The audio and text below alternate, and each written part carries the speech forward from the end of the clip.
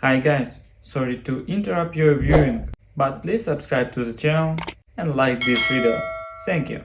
The phone call came on a quiet Sunday afternoon, the kind of day that felt slow and unremarkable, the kind of day where I wasn't expecting anything significant to happen, where I was just sitting on my couch, flipping absently through a book, when my mother's name flashed across the screen. I hesitated for a moment before answering because calls from my mother were rarely casual, rarely just to check in or ask how I was doing, rarely without some underlying reason that usually left me frustrated, exhausted, or feeling like an outsider in my own family. I exhaled slowly, bracing myself for whatever was coming, before pressing the phone to my ear and answering with a simple, "Hey, Mom, what's up?" For a few seconds, there was nothing but silence on the other end, just the faint sound of her shifting, as if she was trying to figure out the right way to say whatever it was she had called to say. That alone was enough to set me on edge, because my mother was never at a loss for words, never the type to hesitate before speaking, never the type to soften the edges of a conversation unless she knew, deep down, that what she was about to say would hurt. "Olivia," she started, her voice overly careful, deliberate, measured in a way that made my stomach tighten. "I wanted to call and talk to you about the wedding." I didn't say anything at first, just let the words settle, let them sit there between us like an unanswered question, because I already knew, instinctively, where this conversation was heading. I had been waiting for it, dreading it, half expecting it ever since my brother Ethan got engaged, because the truth was, I had always known that his fiancée, Claire, didn't like me, had never liked me, had always found excuses to keep me at a distance, treating me like some kind of problem she couldn't quite get rid of.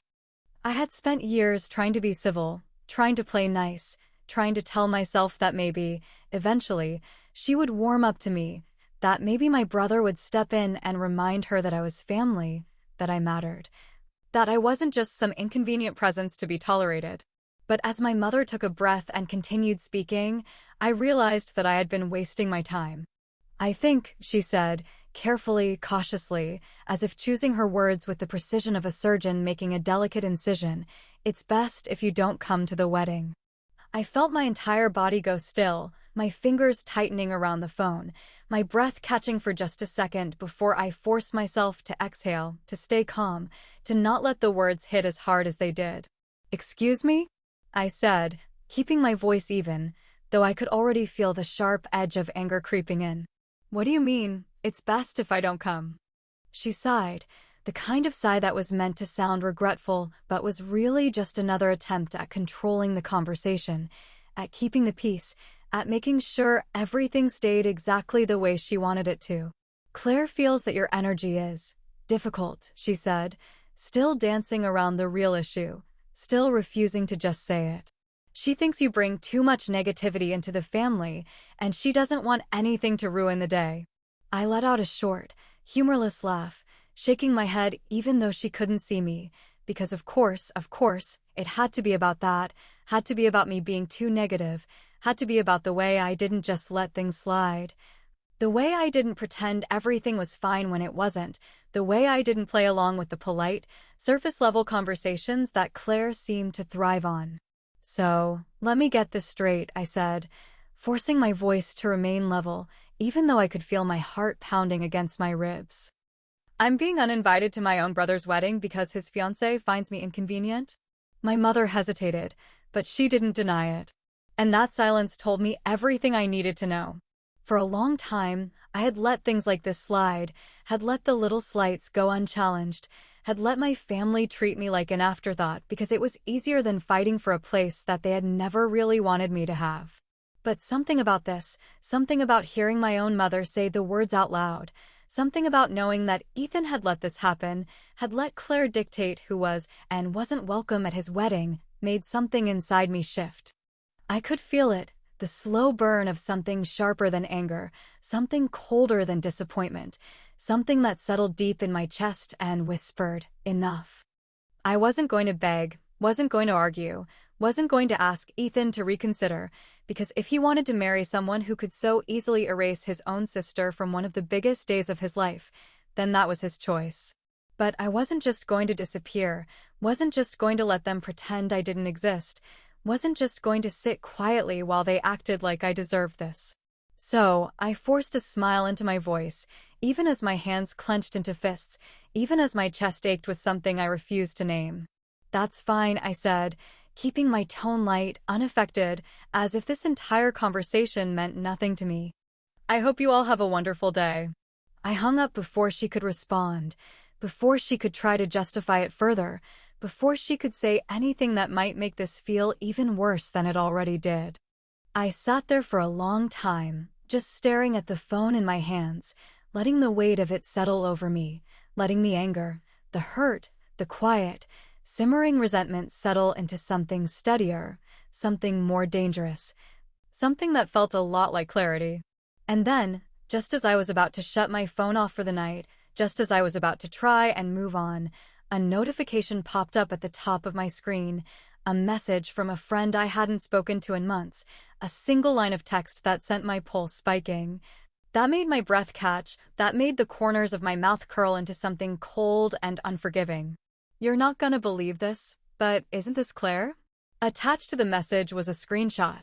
A screenshot of an active dating profile. A profile that belonged to Claire. And suddenly, I realized that maybe, just maybe, I had been handed the perfect opportunity to return the favor. I stared at the screenshot for a long time, my eyes tracing over every detail, making sure I wasn't imagining things, making sure there was no possible way I could be wrong about what I was seeing. Claire's picture was right there, clear as day, that same carefully curated smile she always wore, the one that was just a little too perfect, a little too polished, like she had practiced it in the mirror until it looked effortless. Her bio was short and to the point, just vague enough to avoid raising any red flags, but still filled with the same kind of flirty, insincere charm that I had always found exhausting. Looking for a little excitement, someone who knows how to have fun. I exhaled slowly, my grip tightening around my phone as a quiet, simmering heat began to build in my chest, a mix of disbelief, amusement, and something sharper, something colder, something dangerously close to satisfaction. So this was it. This was the real reason she didn't want me at the wedding, the real reason she had spun that ridiculous excuse about my negativity, the real reason she had been so insistent on keeping me as far away from the ceremony as possible. She hadn't been worried about my attitude, hadn't been concerned about my energy, hadn't actually cared about anything other than making sure I wasn't there to see the cracks in the foundation, to notice the things no one else in my family ever seemed to pick up on. Because I would have. I always had. Even from the very beginning, from the first time I met Claire, I had known something was off, had felt it in my gut, in the way she smiled just a little too wide, in the way her compliments always felt rehearsed, in the way she watched people when she thought no one was looking. I had told myself I was overreacting, had convinced myself I was being too judgmental, had swallowed down the unease every single time Ethan brushed off my concerns, every single time he looked at her with that ridiculous, glassy-eyed devotion. Every single time my mother told me to stop making things difficult. But I had known, had seen the way she carefully constructed herself to be exactly what people wanted, had watched the way she adapted, shape-shifting into whatever version of herself would be the most useful in any given situation. And now, here she was, weeks away from her wedding, still out here fishing for excitement. For the first few minutes, I considered my options, my mind spinning through every possible scenario, every possible way this could go, every possible reaction I might get if I just dropped this into the family group chat and let the chaos unfold. It would be so easy, so satisfying, to send the screenshot directly to Ethan, to watch the carefully constructed reality he had built for himself come crashing down in real time. I could already imagine the fallout, the screaming, the desperate attempts to justify it, the inevitable moment when my mother would try to blame me for ruining everything, for not letting it go, for not just staying out of it like she had wanted. But the more I thought about it, the more I realized that I didn't want this to be quick, didn't want it to be a single, explosive confrontation that could somehow be twisted back onto me. Didn't want Claire to have even a second to come up with some kind of lie that Ethan might be stupid enough to believe. No, I wanted this to last. I wanted to watch her panic, wanted to see her squirm, wanted to let the pressure build until it was unbearable, until she couldn't escape it, until the truth was undeniable and unavoidable and sitting there in front of everyone, framed in silver, wrapped in a perfect little bow. So instead of acting immediately, I took a breath, steadied my hands, and did what any rational person would do. I took another screenshot, then another, and another. I scrolled through the profile carefully, checking activity logs, noting timestamps, making sure there was no possible way she could claim this was old, no way she could spin it into some misunderstanding, no way she could talk her way out of what I was about to do. I spent hours searching, gathering more, saving everything, archiving every single piece of proof I could find, building a case so airtight that there wouldn't be a single crack left for her to slip through. And the entire time, I kept thinking back to every moment she had gone out of her way to make me feel less than, every time she had dismissed me, every time she had rolled her eyes at my opinions, every time she had leaned into Ethan, whispering just loud enough for me to hear about how I was so exhausting to be around. I had never cared about the wedding, had never even wanted to be there, had never given a single thought to whether or not I deserved an invitation.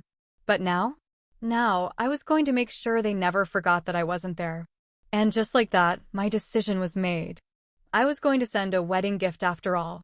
I spent the next few days carefully piecing together every last detail, making sure that when I made my move, there would be no way to spin it, no way to explain it away, no way for Claire to slither out of the mess she had created. I wasn't going to rush it, wasn't going to act on impulse, wasn't going to throw away the opportunity to make this moment count, because after years of being dismissed, ignored, and treated like I was the problem, I was finally going to show them exactly who they had underestimated. I sat at my desk, scrolling through the dozens of screenshots I had collected, choosing the perfect one to print, the one that left no room for doubt, the one that showed not just her profile, but a recent activity timestamp, proving that Claire had been swiping through potential matches while simultaneously planning her wedding to my brother. The irony of it all was almost too perfect, the sheer audacity of her actions making me wonder if she had ever actually intended to be faithful, if this was just a game to her, if she had gone into this engagement knowing full well that she would never actually stop looking. Once I had my selection, I printed it on thick, high-quality paper, the kind used for professional photos, the kind that would make it look polished, elegant, important. Then, I slid it into a silver frame, the kind meant for wedding portraits, the kind that would sit proudly on a mantle, the kind that symbolized forever, because if Claire was going to lie her way into this family, she might as well have a proper keepsake to go along with it.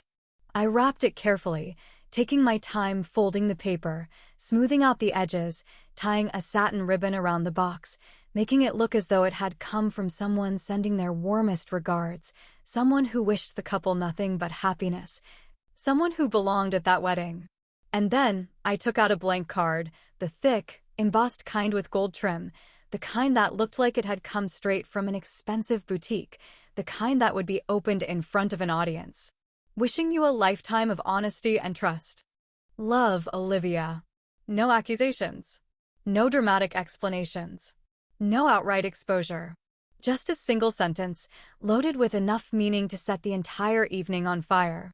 The next step was logistics, ensuring that the package would arrive at the perfect time, making sure it was delivered to the wedding venue and not Ethan's house, making sure it was handed off during the reception, right when everyone would be celebrating.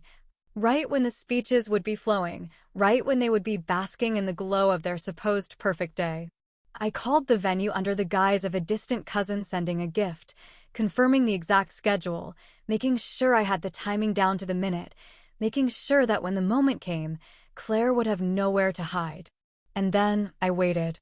The day of the wedding arrived, and instead of feeling bitterness, instead of feeling left out, instead of feeling like I was missing anything important, I felt lighter than I had in years, as if for the first time.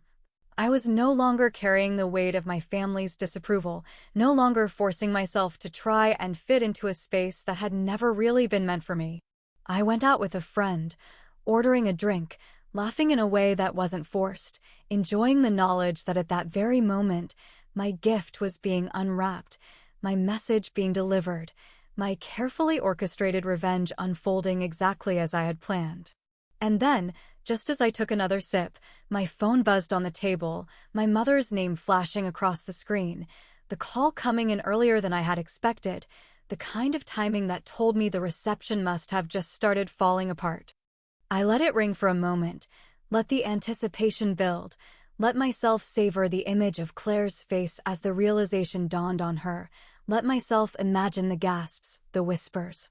The way my brother's expression must have shifted from blissful ignorance to absolute humiliation in the span of a single second. Then, I picked up, pressing the phone to my ear just as I smiled, knowing exactly what was coming next.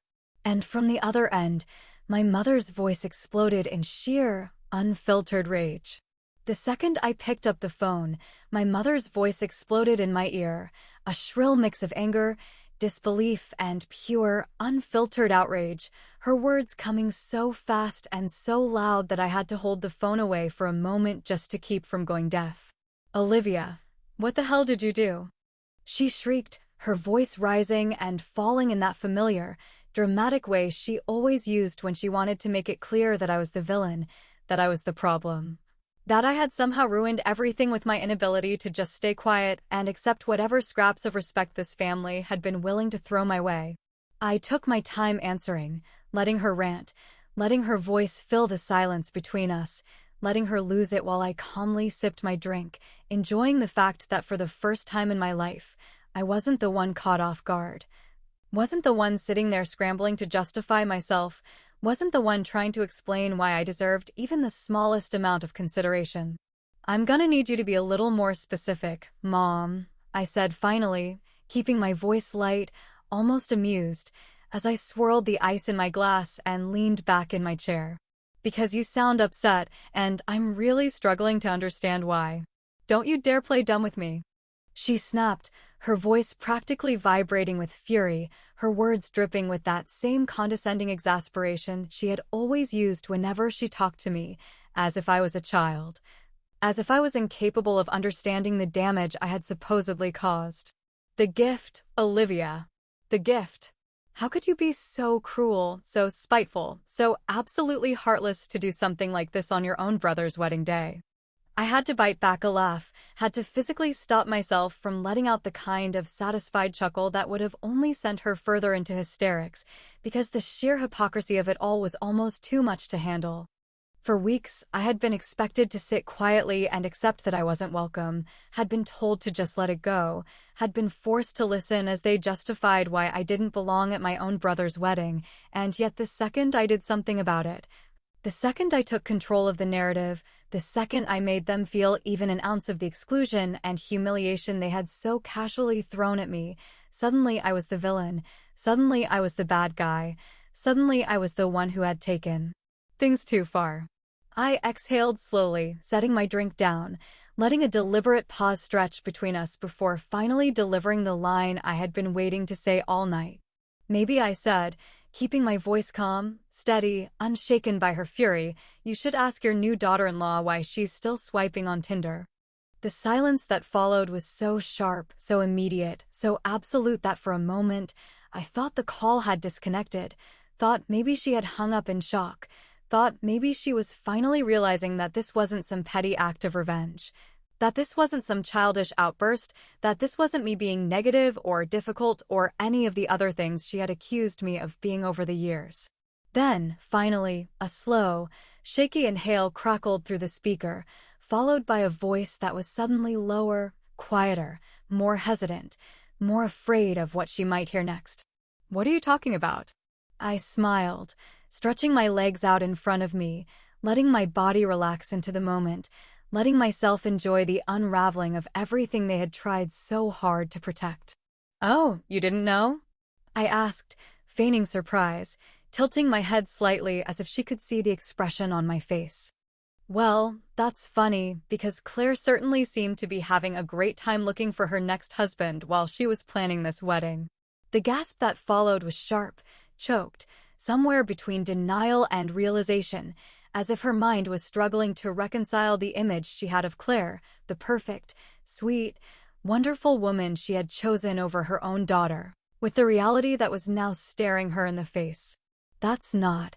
You must be misunderstanding something," she tried, but her voice was weak now, uncertain, as if she already knew, deep down, that she was losing this argument before it even started. "There has to be some explanation." "Oh, I'm sure Claire has plenty of explanations," I said smoothly, leaning forward slightly, lowering my voice just enough to make it clear that I wasn't playing games, that this wasn't some misunderstanding, that I knew exactly what I was talking about. "But the question is, Mom, do you really think Ethan's going to believe any of them when the evidence is sitting right there in his hands?" Another pause. A sharp exhale. And then, just as expected, just as I had known it would, my phone lit up with another call, this time from Ethan, his name flashing across the screen, his desperation practically radiating through the display. His last-ditch effort to fix this before it was too late. I smirked, letting the call ring for just a few seconds longer than necessary, making sure he had to sit there, making sure he had to wait, making sure he had to think about what he was about to say. Then, finally, I picked up, pressing the phone to my ear just in time to hear his voice, shaky, uneven, pleading.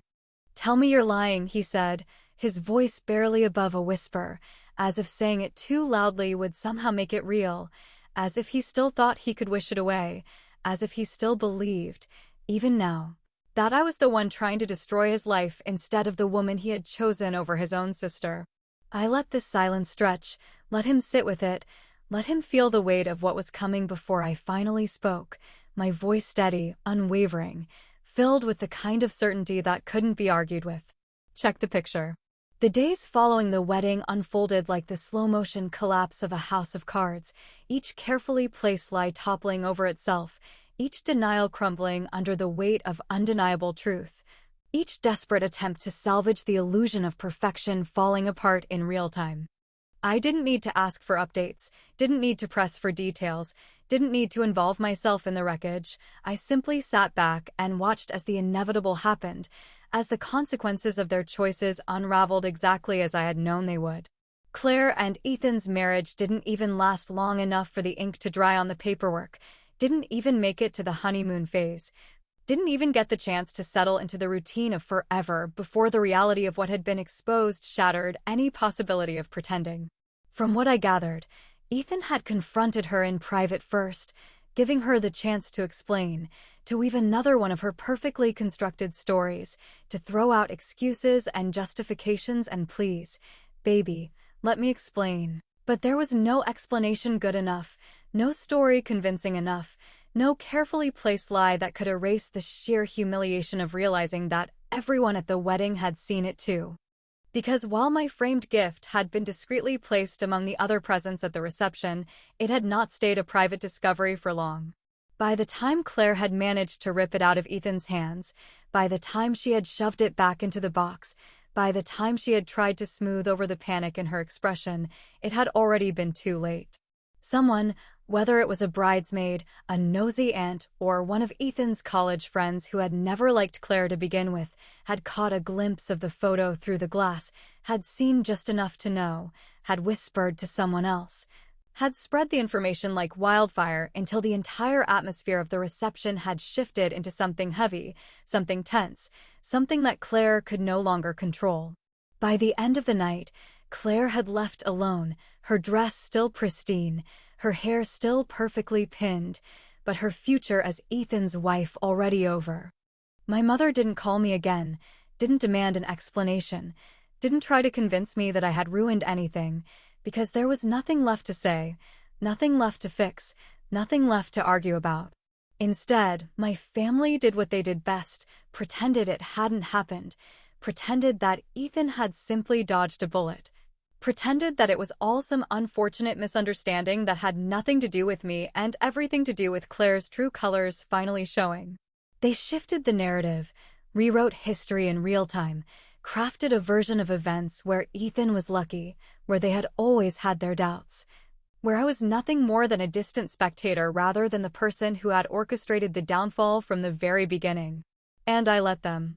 Because I had never wanted their approval, had never needed their validation, had never cared about whether or not they finally saw me the way I had spent years hoping they would. I didn't do this for them, didn't do this to prove anything, didn't do this because I needed Ethan to suddenly love me the way a brother was supposed to. I did this because, for once, I had power over the people who had spent their lives making me feel powerless. A few weeks later, while clearing out some old boxes in my apartment, I found a letter from my grandmother, tucked away in a stack of forgotten papers. The ink faded slightly, the edges of the envelope worn from time.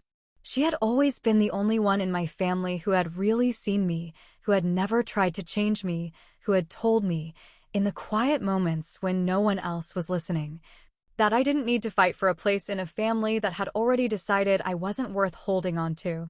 You don't owe them softness, Olivia. You don't owe them kindness. You don't owe them the version of yourself that makes their lives easier. You are not difficult, and you are not wrong for wanting more than they are willing to give. Take your life and make it yours. The only people who matter are the ones who would never ask you to be someone else. I traced my fingers over the words, letting them settle into the space inside me that had once ached for acceptance, letting them replace the empty, hollow feeling that had followed me for so many years. My phone buzzed beside me, a text from an old friend inviting me out, asking me how I had been, reminding me that the world outside of my family still existed, that there were people who had never made me feel like I had to earn their love. I smiled, picked up my keys, and walked out the door without a second thought. Because I had already won.